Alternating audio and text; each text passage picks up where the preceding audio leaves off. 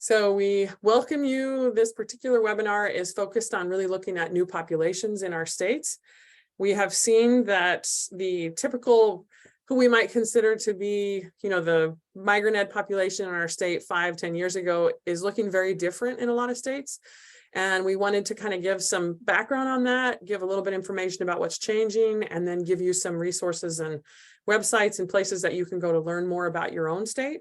And so if you have questions, go ahead and use the chat box and I'll try to pay attention to that. So there's a lot of change that's happened in the poll. Let me see, go ahead and check that out and finish that. You've got, a good amount of you guys have been able to really see big changes. So 70% of you have seen that you've seen demographic changes in your population. And then 80% of you say there has been noticeable changes since COVID.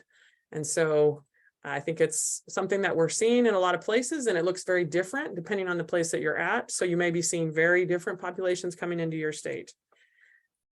So it says, as you're aware, this is kind of our purpose. I already talked about that. It says we're going to start with the idea that kind of looking at the population that we usually work with. And it says here, all of these slides that I'm going to share usually have a link of where they came from. And so this was a particular article was talking about immigrant farm workers in America's food production. And they were able to show from the USDA that 73% of agriculture workers were born outside of the United States. So a lot of us are going out to specifically find agriculture workers. We're going to know that we're going to find a lot of different populations. And so the data shows, that 73% of those, are usually born somewhere else. And so where that is or where they're from, that's unique to each state, although there's some trends that really impact everybody. So this particular slide also comes from that same link. It says farm workers are essential workers and most are immigrants. Immigrant farm workers make up the estimated 73% of agriculture workers. Farm labor is absolutely essential work. We all know that, but it's a huge industry also. Every state is involved in food production. But this is interesting because you can think about where your state lies on, in this, if you're one of the top 10. So the top 10 states, you can see in this graph over here, we have California, Iowa, Nebraska, Texas.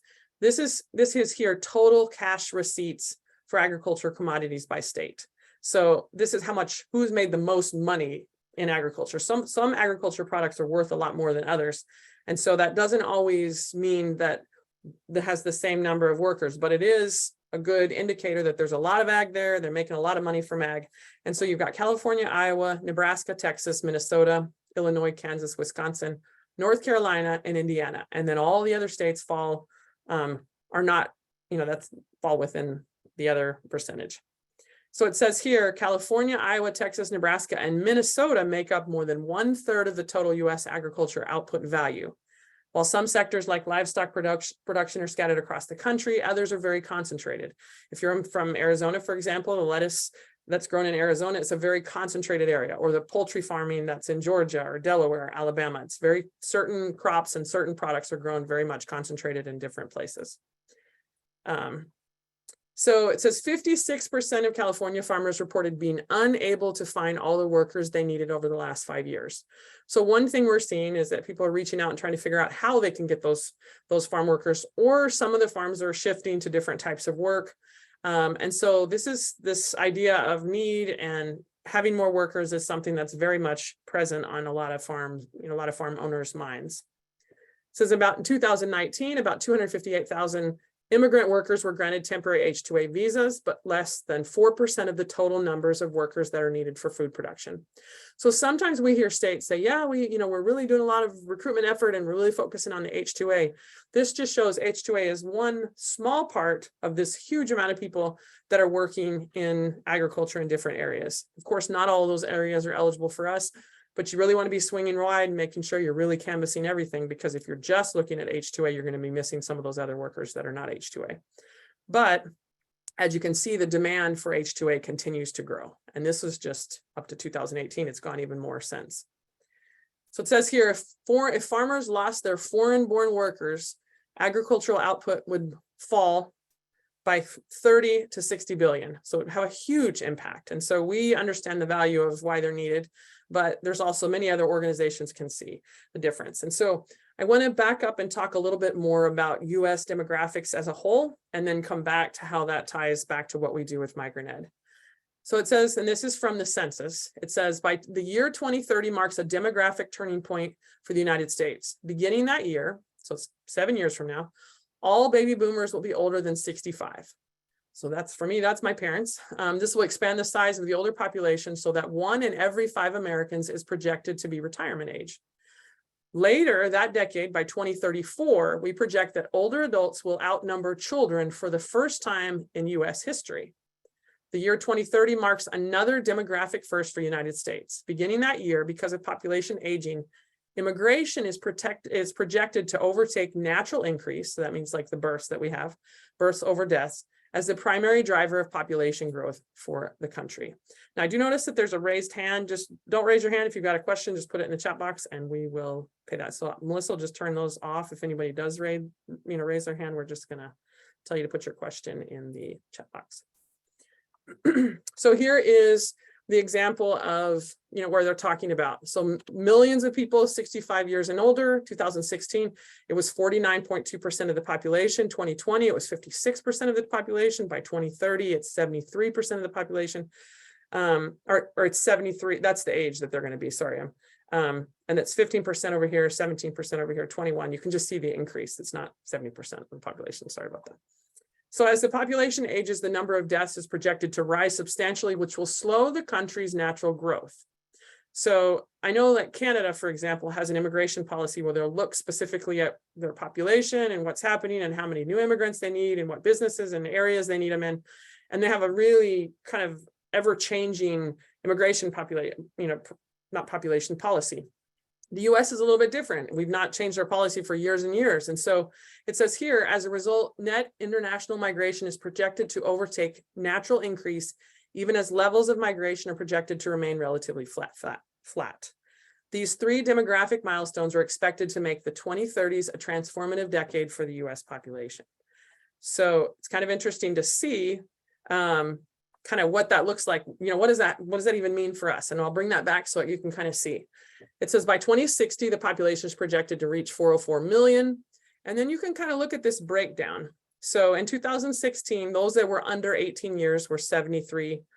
You can kind of see the percentage here, kind of the difference of how things are changing, from the numbers, the total population, and kind of the breakdown of that total population.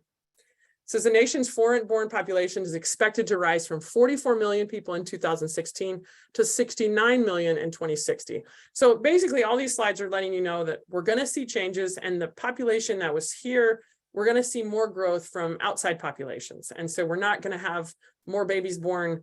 We're going to have more growth from immigrant populations coming in. And so it says that this growth that they're expecting will be a historic high. So in 1890, about 15% of the population was foreign-born, and they're expecting by then at least 17%. It says the native population expected to add an average of 1.3 million people per year, compared with the 579,000 per year for the foreign-born. So I'm adding this in there so we can kind of see that there's natural changes that are happening right around us just because of the people that live in this country. So it says, this was an interesting, by 2020, fewer than 1/2 of children in the United States are projected to be non-Hispanic white, 49.8% of the projected 74 million children under the age of 18. In comparison, about 72% of children are projected to be white, regardless of race. So they're just going to mark that, whatever their background is. The share of children who are 2 or more races is projected to more than double in the coming decades, from 5.3% in 2016 to 11% in 2060, regardless of Hispanic origin I think was supposed to go up here. So now you look at, all right, if you have different dependents, if our population is switching over a little bit so that we don't have as many kids and we have more older people, it's saying here, look at the difference of, 1940, you have 49% here, and then you've got, 11% here, and total dependency is looking at the population. There's more youth dependents than there are older adults. And if you look where we are right now, you can kind of see the difference that we're getting to a point where there's still more youth. Well, actually, yeah, the youth, and then less older, but with time, that's going to change. And so also the number of foreign-born people, you can see it's kind of gone way low, around 1960, and then they're expecting it to continue to rise. So there's changes that are happening. And so we may think, okay, we've got the same group of people, the same thing that's happening, and it's really not what's going on. There's a lot of different changes. It says starting 2030, net international migration is projected to become the largest driver of population growth. Between 2017 and 2060, the population is projected to grow by 79 million people, more than half of which is expected to come from international migration. And it says that trend, this increase that we're going to see, will continue in 2060. And they're expected this, it's just kind of reiterating the same thing. So immigrant populations, new populations will continue. And in some cases, we'll see a dramatic increase. And so you can see a little bit more of, what they're expecting. So the US Census Bureau they always release things several years after you think, or in advance. And this one, they were looking at the 2020 census, and they were looking at the head count of really being able to show that there was a much more diverse nation than what they expected. The new estimates showed that nearly 4 of 10 Americans identify with a race or ethnic group other than white. And they suggest that the 2010 to 2020 decade will be the first in the nation's history in which the white population declined in numbers. So there's just a change in a lot of different, things that are going on. And then if you look at, here are the changes where they had the red were white gains and minority gains. The orange is where white losses were less than minority gains.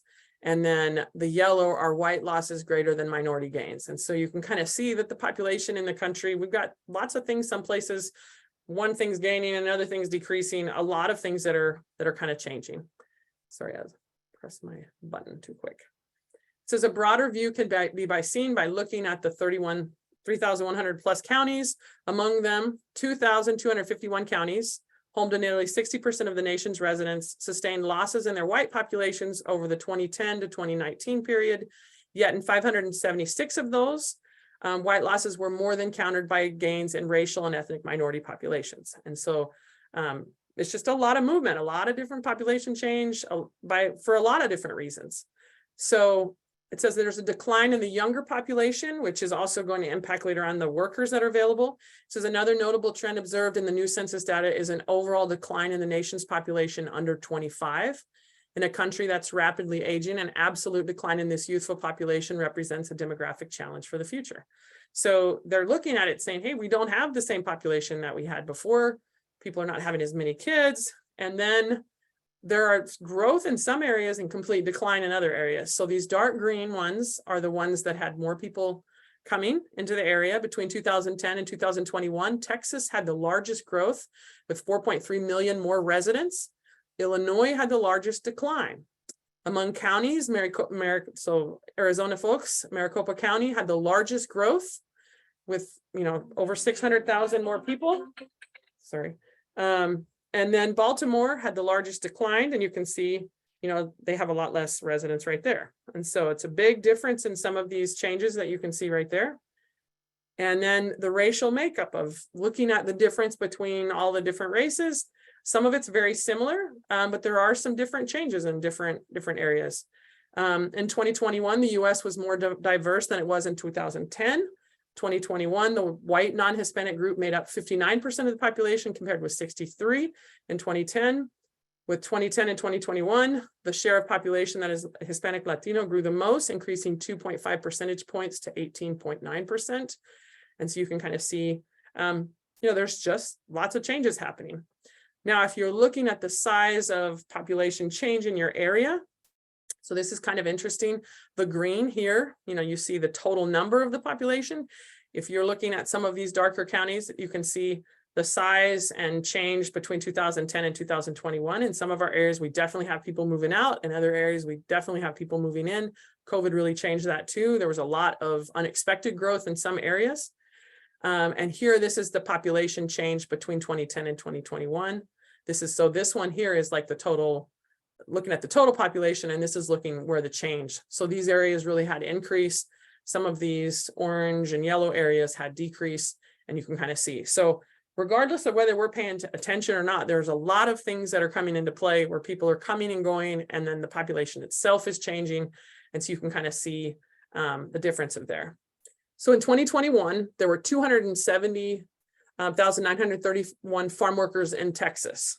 So more than any other state. So this is coming from USA Facts, which also comes from the census. And the Bureau of Economic Analysis, they define farm employment as the numbers of workers directly producing agriculture commodities, either livestock or crops, sorry. The number of workers includes farm owners and hired labor. And it says here, the mechanization of agriculture is a factor in decline in agriculture jobs, and they have information there. So if you want to learn more about that, the slides will be available, and you can, we'll email them out to everybody.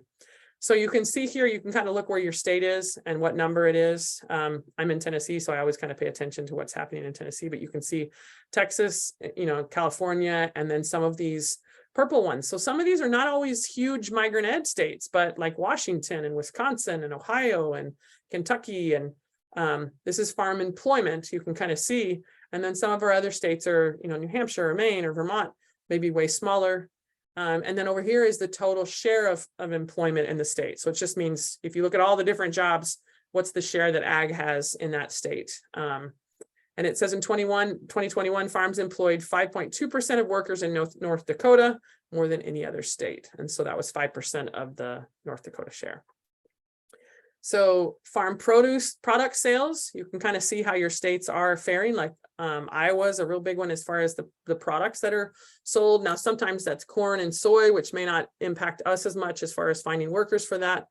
But it says here, data from the Department of Agriculture shows how agriculture has shifted geographically, sorry, you need to know how to read, over the decades. Today, states in the Midwest have higher agricultural cash receipts than those in other parts of the country, though California still really leads the way with having the largest ag economy that you can see. So I find these very fascinating to just look at the changes and look at the differences. And you can see that some have, a really small share of the huge total cash receipts that we have in this country.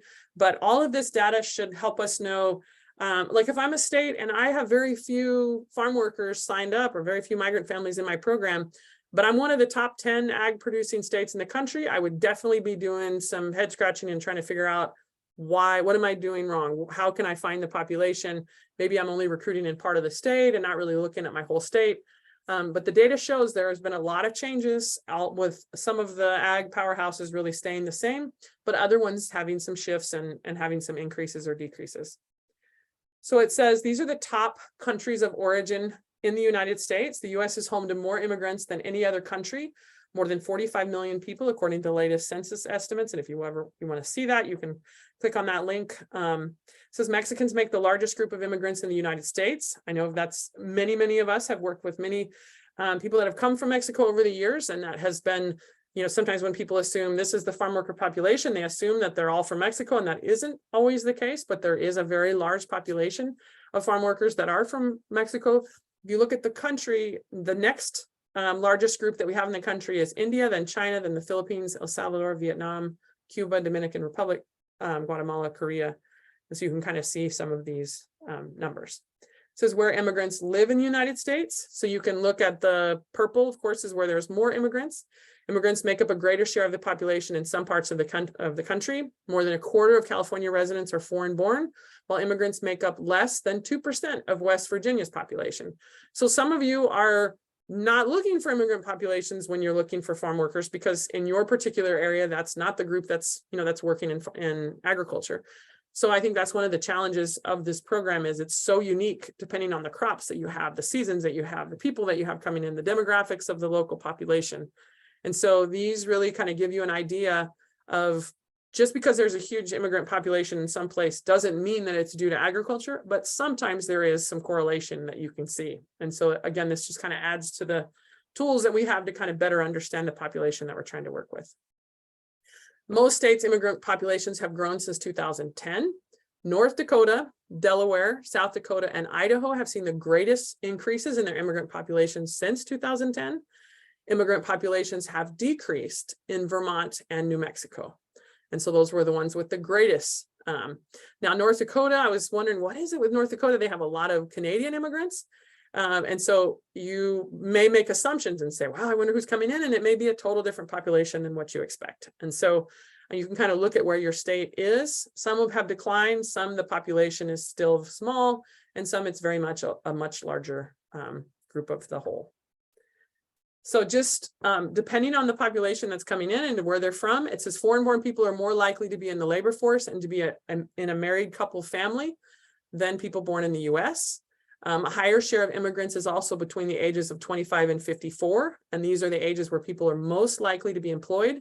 55% of immigrants in this age group compared to the 36% of native-born people. So you can see that sometimes they'll say, people are taking our jobs or this is happening. It's really interesting to see in some areas, there may be a population that could be out working and they're not, and you're not sure exactly why. And so sometimes it's really helpful to kind of look at what your current population looks like. So there is a tool that I would like to share. Let me see if I can get it to open up. And I'm going to drop it in the chat box so you can kind of play around with it. So, and I'll make sure I'm sharing my screen. So the American Immigration Council has a kind of a tool that you can look to see, hey, I wonder what's happening in my area. And so when you first go to their website, they make sure this is what it looks like. And they have some state fact sheets, and we're going to look at those in just a little bit. But they have this tool that kind of lets you see what the impact of immigrants are in different places. And so if I want to go ahead, I can filter by county, by state.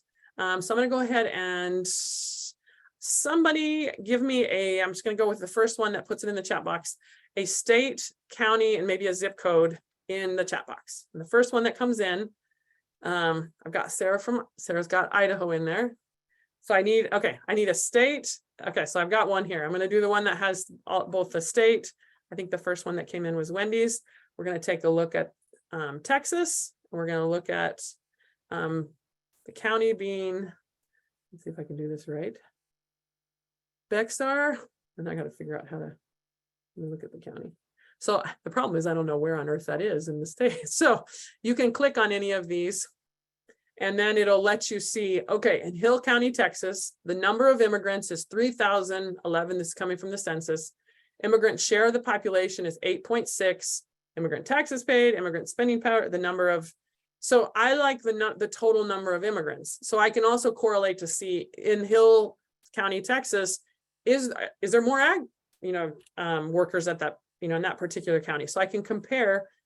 So I've got Boss County, Texas has 1,561 immigrants, where next door they had 3,000.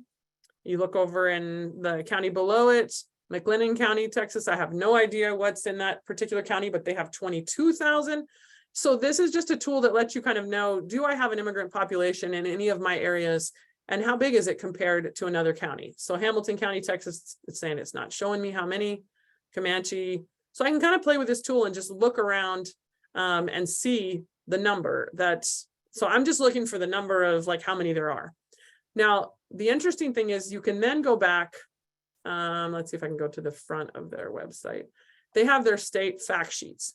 So one thing I wanted to drive home is that each state is going to have a different population. You're going to have from different places in the world and unique needs depending on, we just had a project that we were working with Arkansas, and then we were also working with Ohio.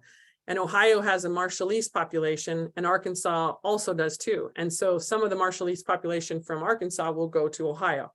And there weren't a ton of places in the country where it was that concentrated. And so those two states were trying to figure out, working together on a project to just learn from each other. And so that same, if I'm a recruiter in Tennessee, I may never come across, maybe just one or two families that are, Marshallese, but it's really unique to each state. So if you go here, I'll go to Idaho, press go. There are state fact sheets, and it lets you look at the overall number of immigrants in the particular state. And then it goes down and tells you their total share of US. It says total population who are US born residents with at least one immigrant parent. And then it tells you what your top countries of origin are in your state. So in Idaho, you've got 45% of them coming from Mexico, 7.3 from Canada, 2.9 from China, 2.1 from Philippines, 1.9 from Germany. Now, this looks very different. I believe on the slides, I just picked some states that we have in IDRC. And I was looking at, they have some information for Tennessee, and it gives you the total number of immigrants that are in particular districts. So that's another tool that they have there. And then they had the fact sheets. So I looked at New Jersey. New Jersey has 13% of their population are have at least one immigrant parent. And then you can kind of see there's more women than men. And then you have here 12.9% are from India, 9.4 from Dominican Republic, 5.2 from Mexico, 4.4 from Colombia, and 4.3 from Ecuador. And I can go to another state because I was wondering what's the population change in North Dakota? 8.4% are from Canada. And so you can see the difference on that. New Hampshire, we have 8.9% from Canada, 8.9% from India, 7.3% from Dominican Republic, 4.5% from China, and 4.3% from Brazil. Now, you may say, well, what does this have to do with, with migrant ed? Point is, you really want to know, where are those populations going in your state? And is it in anything related to ag? And are you aware of how you could possibly reach out to that population? And so sometimes I remember when I was coordinating Tennessee's program, we had a very rural area in a town called Shelbyville. And we had the demographics, most of the workers in a particular Tyson plant that we had were from either Guatemala or Mexico. And within a year and a half to 2 years, it completely changed to almost a large percentage of families coming from Somalia. Very different populations, very different cultures, very different ways that we can engage the population. And so we were really trying to learn, like, how do we navigate this? How do we find those that are really the trusted people in that particular community to be able to reach out and explain the program? And for us, it was a real learning experience. We wound up hiring someone that spoke the language so that we could better serve the needs. And it was a very quick change. We wouldn't have expected the previous year for the population to change as much as it did. And then a few years later, it completely changed again. And a lot of those Somali workers decided to live in Nashville and commute to Shelbyville, just due to some housing issues and problems in the community. And so it was really interesting that you may assume, okay, now we have this new population, and then it completely changed again. And so in sharing this, I was just thinking, I know some of you say you've got some different populations. You can definitely ask each other. Now would be a great time. While you're on the chat box, you definitely ask each other about different populations. Here's an example of Michigan. Michigan has 11.5% of their immigrant population from Mexico, 11.3 from India, 7.5 from Iraq, 5.3 from China, and 5.3 from Canada. So I guess our needs, I just wanted to point out how different our needs are going to be. Oregon, 32% from Mexico, 5.9% China, 5.7% Vietnam, 4.4% India, and 3.8% Philippines. Total different populations than maybe New Hampshire or North Dakota. So the fact sheets, these come from that website the link that I sent you guys in the chat box. I think we can go ahead and post that again. I don't know, Melissa, if you can help me out and repost that. They have the interactive map that you can kind of look by county, and then they have fact sheets specifically for the state. So I can see if I can just share that website again too. Let me see. So this is from the American Immigration Council. I think I'm sharing this right page. When you get there, you can scroll down. They have that interactive tool that'll show you by county, and then they have this interactive, the state fact sheets, and you can just put your state in and take a look at it. So there's a lot of tools out there that can kind of give you an idea into the population that you could possibly be working with. But then you think, okay, now what do I do if I know that I have this immigrant population from Iraq or from the Philippines? Like, how do I reach out to them? Here's one from Minnesota. So they're 11.3%. Let me make sure I'm sharing my screen right. 11.3% from Mexico, 8.7% from Somalia, 7% from India, 6.1% from Laos, 4.3% from Vietnam. Again, very different population than other states. So we're all very unique in this, and we have to figure out how to really reach out. So one of the best places to reach out is to Catholic Charities. It says here, what does Catholic Charities do with immigrant populations or refugee populations? They help with legal representation, application assistance, community outreach, citizen education. They empower immigrant communities and advocate for more immigrant inclusive policies. So these are people that you want to really know, like, what are they doing in your particular state? How can you work with them? There is the Lutheran Immigration and Refugee Service. And in the slides that we send out, there are the direct links to all of this. They also help with a lot of legal and social services to immigrants and refugees. And then there is also the National Immigration Law Center that does a lot of work and is aware of a lot of different populations in different places. And there is a really cool tool that, let's see if I can click on it and maybe hopefully open it up. That way you can kind of figure out how you could work with your own immigrant population in your state. So this is the Office of Refugee Resettlement. It's an Office of Administration for Children and Families. You can look at your state, like maybe I look at Idaho again, and they will tell you any programs that they have that are specifically to work with refugee populations that are tied to any sort of resettlement. So you've got these 4 programs, and then if you click on there, it'll take you directly to their website, and you can see and you can reach out. And so we didn't want to just talk about, hey, these are some things that you should be thinking about. This is one of the best tools that you literally could reach out and find those contacts in your state, talk with them, see what programs they have, see where they see hotspots of populations, and see what industries they're working with. Years ago in Nashville, we had a lot of refugees that came directly to work at a plant. It was an IBP plant that we had. And so they would specifically come, and they knew that they could get work there through that refugee program.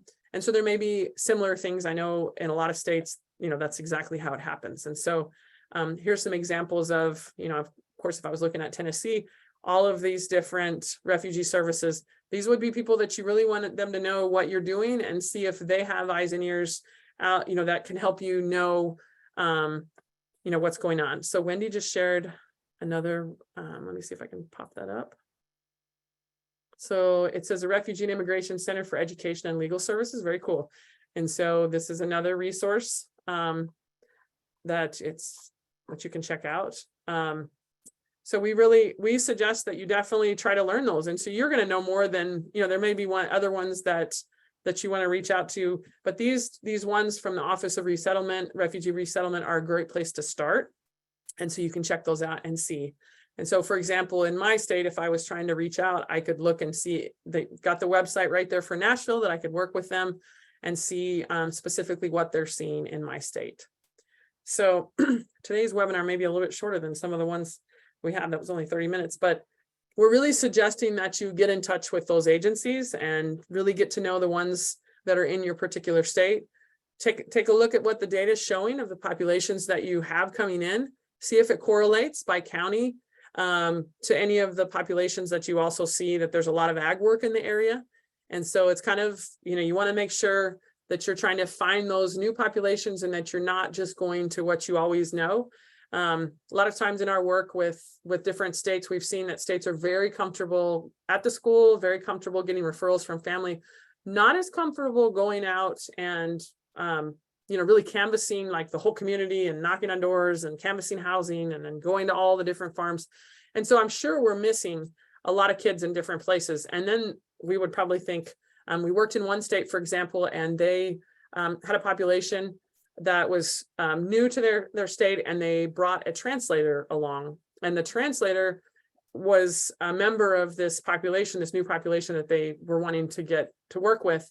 And they were able to find a ton of families just because he was already connected. And so they connected through him and kind of told the rules. And he, worked with the migrant ed recruiter that was right there. And they were able to sign up a decent amount of families. He already knew the whole population and could have told them exactly, he would be a great person to be able to teach the rules to migrant ed, to just be able to provide referrals.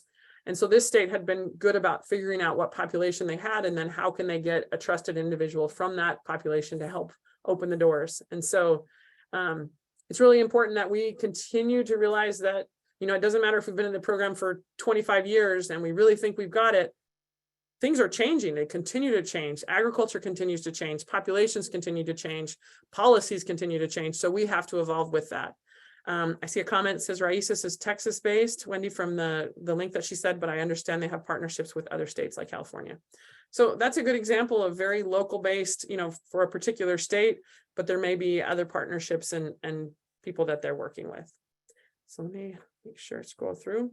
So like we just want to reiterate, try to make sure that you're aware of your population. We will post the recording of this on our YouTube page with the links to the different places that are be good for you to kind of do a little research on your own state. You want to familiarize yourself with the data and really try to learn if there is any new population in your state. Reach out to those organizations that are already doing work with those populations, and then see how you can possibly partner or work together. And so it's something that for me is really fascinating to really see that, we have you know, if we were to look at each state, it's totally different. And so if IDRC is funded again, fingers crossed, this fall, that was one of the things that we were looking at, is to be able to look at states and see what has changed in each state compared to what we think might be the typical migrant ed population, how much is the same and how much is different. And so for me, it's a very interesting topic. I think as you go out and you work and you do see very different groups working, although we do have many of the same traditional groups that we've had, you know, over the years. So it just behooves all of us to really learn our states and continue to try to do new things. And so if you have any comments or questions, feel free to put those in the chat box. We do always ask for your feedback on our trainings. I know summer's a real busy time for everybody, so our training will be a little bit shorter today, and we hope that this has been helpful. So Melissa, I don't know if you can drop that link into the chat box. This is our training evaluation, and if you have other topics that you want to have covered, let us know. Next month's training is on some really brand new resources that we have that are helpful. And so we'll go ahead and share those out. We'll send everybody a link to that webinar next month if you want to join us.